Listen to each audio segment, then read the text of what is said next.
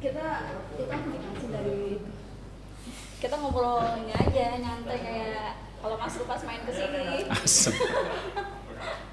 Ini ngobrol yang terfasilitasi dengan kamera. Oke. Siap. Tidak, begini ya. Biasanya kan kursinya kan itu tuh kursi yang Nah, ini kursi ini aneh tadi. kursi jadul ini soalnya sangat jadul. Gimana?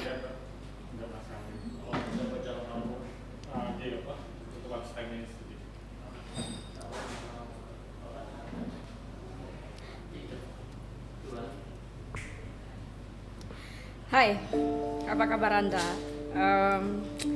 Sepertinya hari-hari belakang semakin cerah, semakin baik.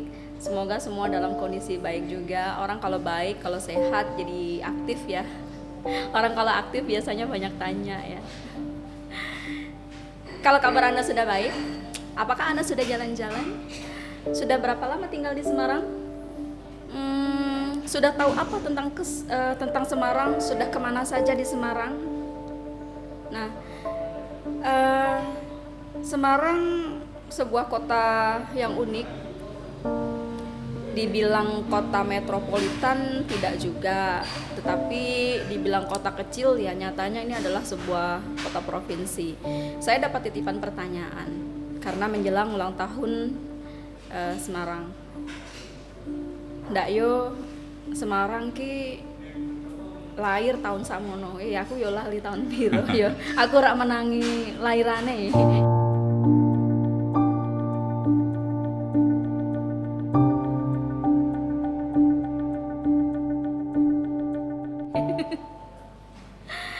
Ya, ndak yo ini menanyakan semua hal ya, karena saya juga bukan orang yang lahir di Semarang. Jadi ketika saya sampai Semarang, saya menanyakan hampir semua hal. Ndak yo ngene, ndak yo ngono, ndak yo tenan kowe seneng karo aku.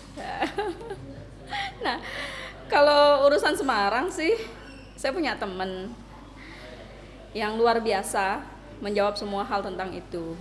Namanya Mas Rukardi, yang hari ini datang ke rumah. Ya, ke rumahnya siapa? Halo Mas Ru. Halo Mbak Ulin. Apa kabar Mas? Baik, Sudah makan Mas? belum nanti. Menunda demi acara ini. Ya, tapi boleh makan pisang goreng ada ini. Siap. Mas Ru, terima kasih oleh-olehnya. Jadi saya dikasih oleh-oleh sama Mas Ru. Mas Ru ini juga editor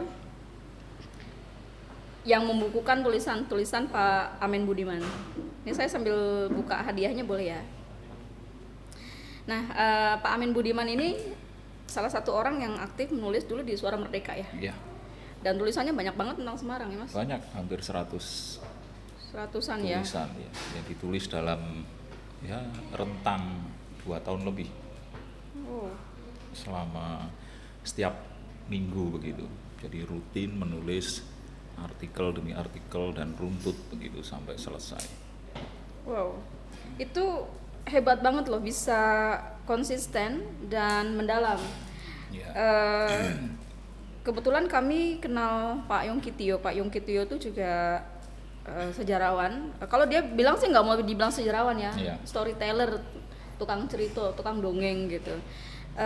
Pak Yongki Tio itu juga selalu menyebutkan Amen Budiman.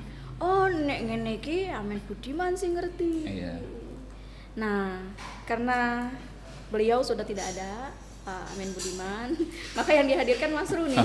Mas, Semarang, ada yang tahu nggak Semarang lahir tahun berapa? Coba.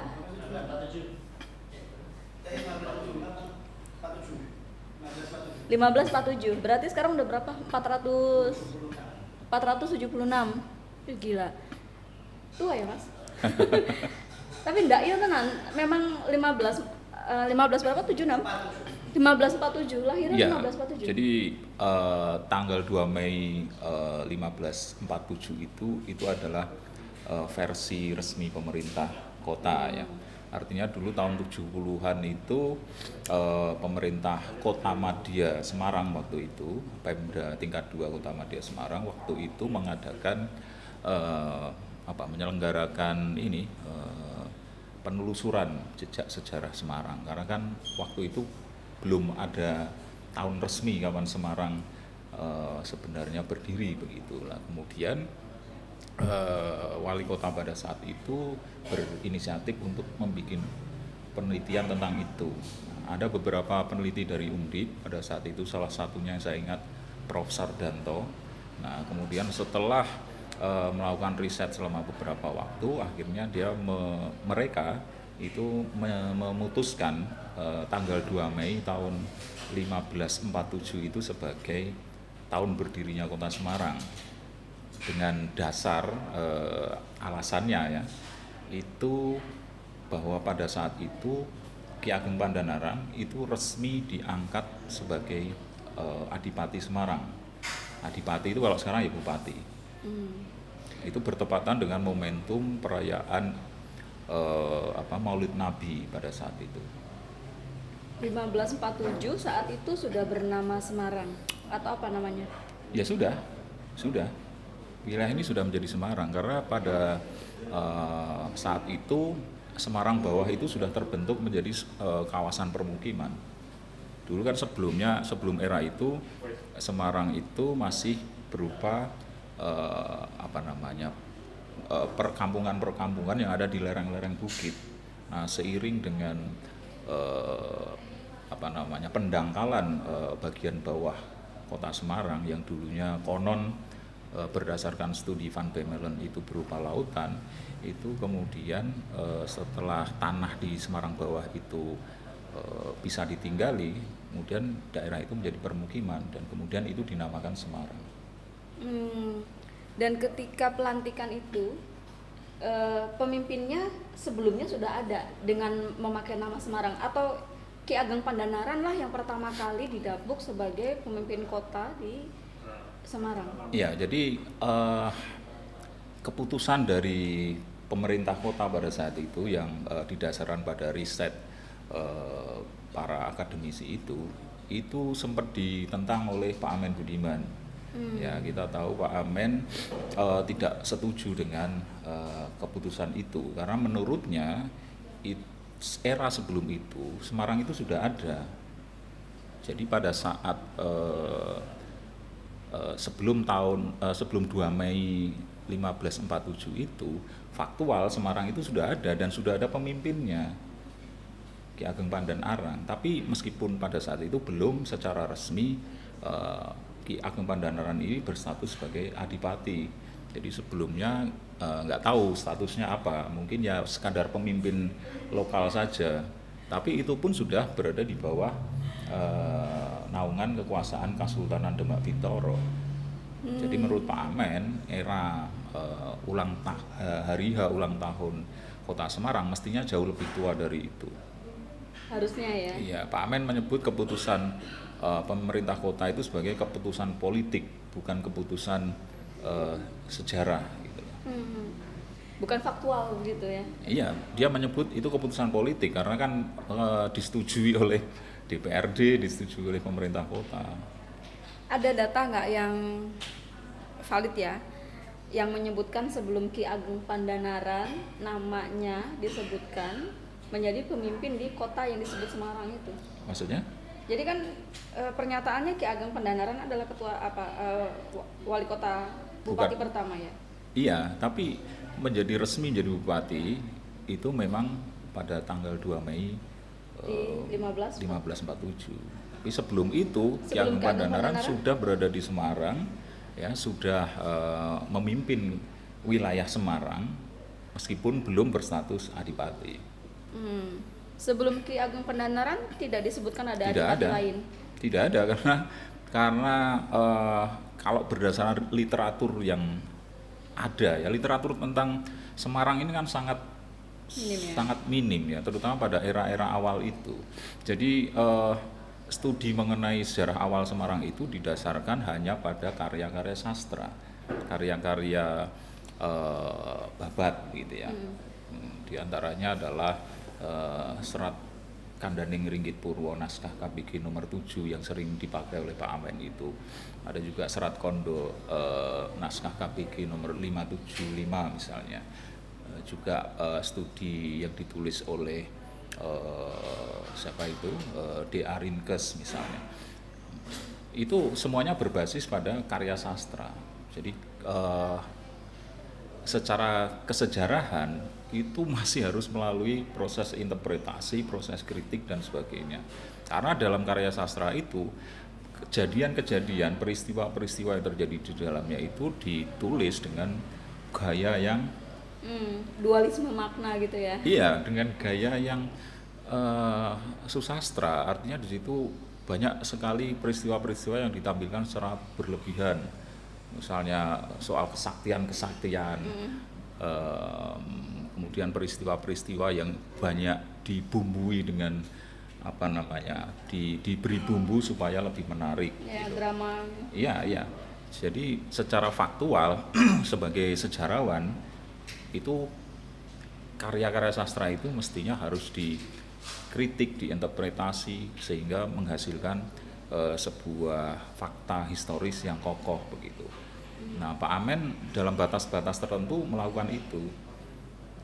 Dia menampilkan peristiwa-peristiwa dengan segala kehebohannya itu, tapi kemudian dia dalam bukunya itu dia kemudian mengkritik beberapa hal-hal yang menurut dia tidak masuk di nalar begitu.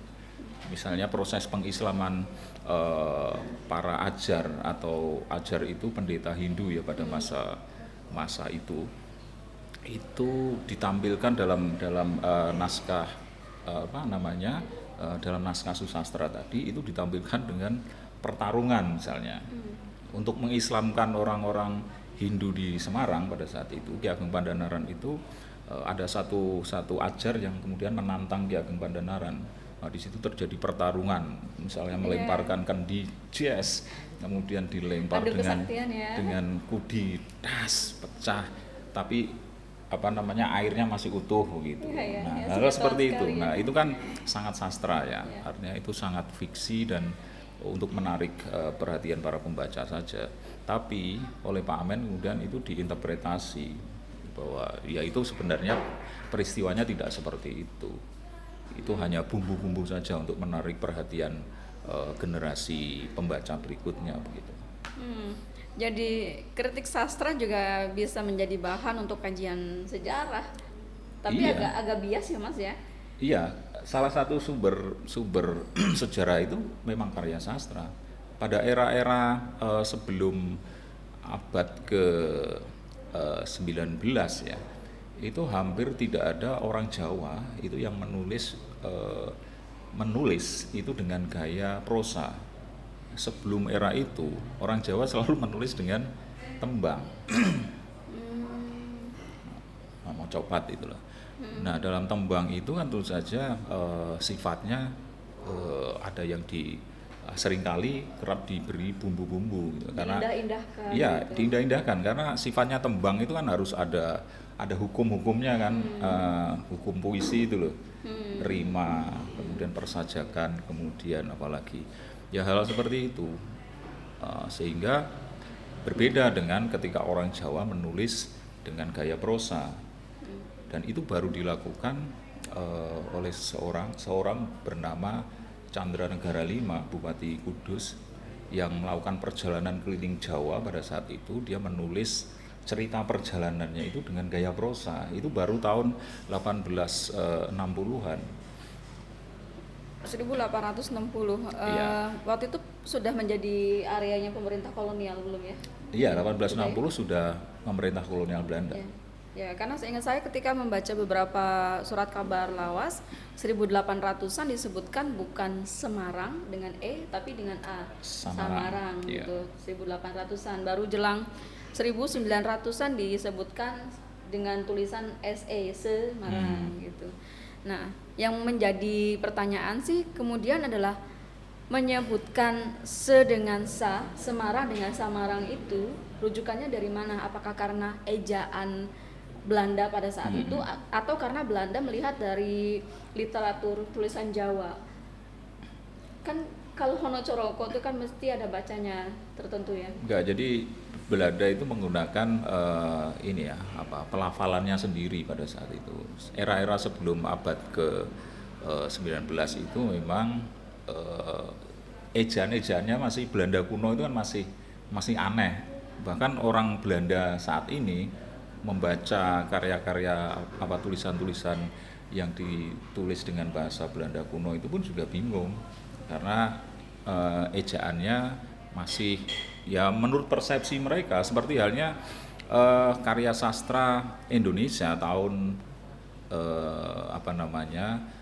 pada awal abad ke-20 ya, kita tahu pada saat itu bahasa yang digunakan itu bahasa Melayu Pasar. Nah, bahasa Melayu Pasar ini juga ejaannya juga sakarpe dhewe ya. Masih kemudian pada saat itu oleh orang-orang Tionghoa itu disebut Mingsih misalnya. Kan sering seperti itu. Nah, itu yang terjadi sama seperti halnya orang-orang Belanda pada saat itu ketika menulis begitu. Nah, ejaan kota itu pun sama. Banyak kota-kota di Indonesia yang ditulis dalam bahasa Belanda itu kan berbeda ejaannya dengan ketika era ejaan baru sekarang ini. Misalkan Cirebon, tulisannya kan Ceribon. Iya, iya. Iya, Semarang pun sama, Samarang tuh. Iya, menurut interpretasi fonetik mereka gitu ya. Iya. Mas, kita mundur lagi deh ke tahun 15-an itu ya, Mas. Iya, iya. Masih ada yang tertinggal di situ saya tuh. Apa? Rasanya. Tahun 15 itu. Literatur apa yang ditulis dengan bahasa apa?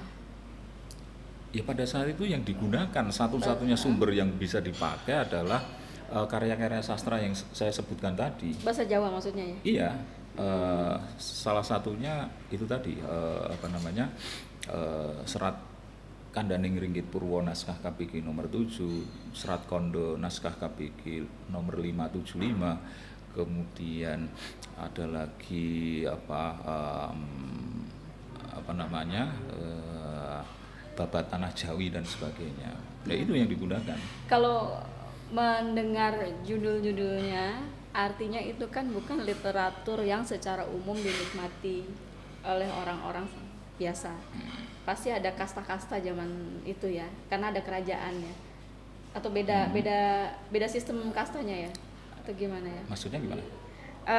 Asumsi saya itu tuh nggak semua orang baca gitu, Mas. Oh iya, tentu saja. Orang pada saat itu yang bisa membaca itu kan hanya golongan strata bangsawan dan brahmana gitu. Yeah. Rakyat jelata ya ora iso maca gitu.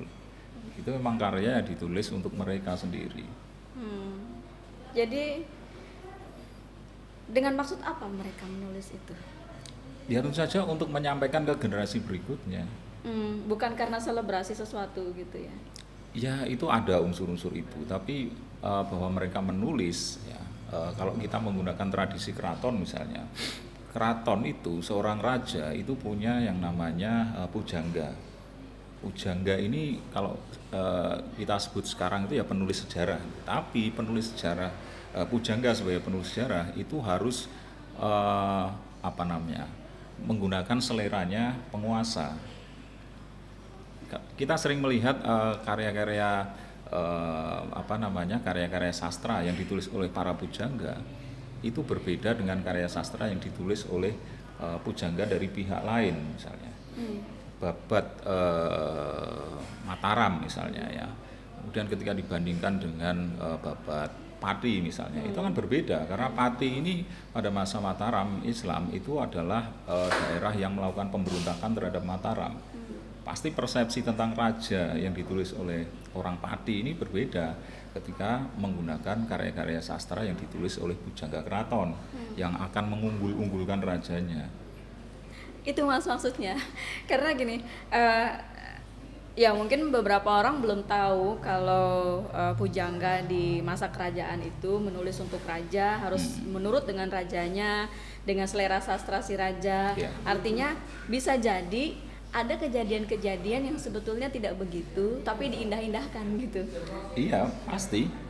Makanya tadi saya menceritakan pada proses pengislaman itu terjadi digambarkan dengan Pertempuran yang pertarungan. sedemikian Iya, dengan dramatis pertarungan. Kemudian ada kisah-kisah yang menyerupai kisah-kisah Nabi misalnya.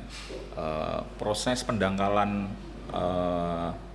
kota bawah Semarang yang dulunya laut itu digambarkan hanya melalui kesaktian sebuah tongkat yang diberikan oleh Ki Ageng Pandanarang kepada Endang Sajanilo. Nah, itu dengan tongkat itu, dengan tongkat sakti Ki Ageng Pandanarang itu, ketika diketukkan di laut, itu airnya surut begitu. Nah, itu kan penggambaran dengan dengan gaya sastra yang untuk memudahkan menambah daya tarik cerita itu.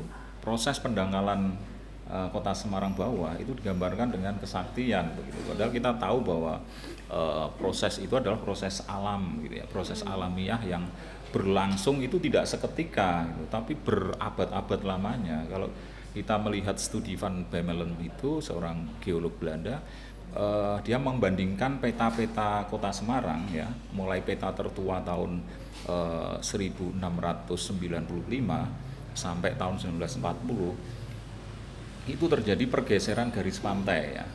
Ya dari 1695 tadi yang katakanlah pada saat itu garis pantainya ada di misalnya nih di Undip sini. Nah, pada berapa tahun kemudian itu mundur lagi dan semakin ke utara gitu. Nah, dengan bukti-bukti peta itu Van Bemmelen kemudian menyimpulkan bahwa pada era Ki Ageng Pandanaran, pada awal-awal berdirinya kota Semarang, garis pantai Semarang itu masih berada di kaki-kaki perbukitan candi. Wow. Oh, itu 1600-an ya? 1500-an. 1500-an ya. Menjelang 1600. Iya. Ya. Wow. Menarik ya. Betapa raja-raja ini punya kuasa yang sangat besar. Jadi makanya kenapa tadi saya nanyanya, jangan-jangan ini cuma sekedar selebrasi si rajanya, bahwa dia mengalami sesuatu, you harus nulis begini loh ke si pujangganya. Ya prosesnya pasti seperti itu ya. Karya sastra pada saat itu ditulis pasti dengan tujuan tertentu. Entah itu politik, entah itu ekspansi kekuasaan dan lain-lain. Dan pasti itu politik semuanya ya. Dan kemakmuran raja dan keluarganya. Iya, menurut Pak Amen Budiman dalam interpretasinya terhadap naskah itu, dia mengatakan bahwa kenapa Kesultanan Demak kemudian mengakuisisi Semarang begitu ya. Karena kota Semarang ini punya potensi luar biasa dalam hal pertanian dan perikanan. Kota Semarang ini diapit oleh dua sungai gitu ya, Kaligarang dan yang sekarang menjadi Banjir Kanal Timur itu. Tapi Banjir Kanal Timur itu kan baru. Nah, kemudian dari pesisirnya, wilayah pesisirnya ini banyak mengandung kekayaan laut yang sangat luar biasa. Jadi kemudian mereka membidik kota Semarang ini harus dikuasai begitu kira-kira. Itu ekspansi politik. Termasuk halnya ketika Ki Ageng Pandanaran yang dalam Serat Kandaning Ringgit Purwo itu diceritakan Ki Ageng Pandanaran yang pada saat itu diingatkan oleh Sunan Kalijogo karena sudah terlalu cinta dunia begitu, kemudian ditegur dan dia akhirnya hijrah ke Tembayat di daerah Klaten itu. Nah, dalam susastra itu digambarkan ceritanya seperti itu. Tapi menurut Pak Amen tidak seperti itu gitu. Bahwa sebenarnya Ki Ageng Pandanarang II gitu yang hijrah ke Tembayat itu yang sekarang makamnya ada di sana, itu memang sengaja diutus untuk melakukan ekspansi politik barangkali. Diutus atau dibuang? Diutus ya. Iya. Itu tafsir. Tafsirnya Pak Amen salah satunya begitu. Jadi saat itu berarti Semarang hanyalah sebuah wilayah kecil di bawah kekuasaan sebuah kerajaan besar gitu ya. belum terbayang akan menjadi seperti sekarang Iya, sebuah kota jadi besar. Semarang itu dulu memang Gong Lewang Lewong, artinya Gong lewang-lewangnya. ya ketika Iki suwira grung aku loh Ki Mas. Ageng Pandan Arang datang ke Semarang dalam cerita susastra itu digambarkan Semarang ini kan masih berupa pedukuhan-pedukuhan ya yang ada di daerah perbukitan ya, seperti Gajah Mungkur. Nama Gajah Mungkur itu sudah ada. Gajah Mungkur, kemudian Guo Selo, Lebu Api, terus apa namanya ya ada beberapa nama desa di situ. Nah di setiap desa itu ada dipimpin oleh seorang ajar. Ajar itu tadi pendeta Hindu Pendeta. ya yang memimpin pedukuhan itu. Ya Semarang baru seperti itu pada saat itu. Kemudian seiring dengan pendangkalan Semarang bawah, kemudian Semarang berkembang ya. Sebenarnya kalau kita menggunakan logika kita saat ini itu proses pendangkalan itu tidak mungkin terjadi dalam waktu singkat, tidak mungkin terjadi hanya dalam era Ki Ageng Pandanarang I gitu loh. Karena Terlalu ini cepat. iya karena ini sangat aneh gitu loh. Bagaimana mungkin seorang manusia yang katakanlah hidup paling lama katakanlah 100 tahun begitu ya, itu proses pendangkalannya sudah bisa sedemikian dahsyatnya gitu loh. Dari tadinya garis pantai ada di daerah kaki-kaki perbukitan candi ya, kemudian pada era masih di era Ki Ageng Pandanaran I itu sudah menjadi permukiman. Ini kan menjadi pertanyaan yang harus dijawab secara kritis juga sebenarnya. Pak Amen luput membidik ini. Ya, mungkin sudah terlalu sibuk saat itu ya dengan segala penemuannya ya. Iya. Kan banyak sekali ya yang Iya. ditemukan ya. Sayang saya nggak bawa bukunya ya.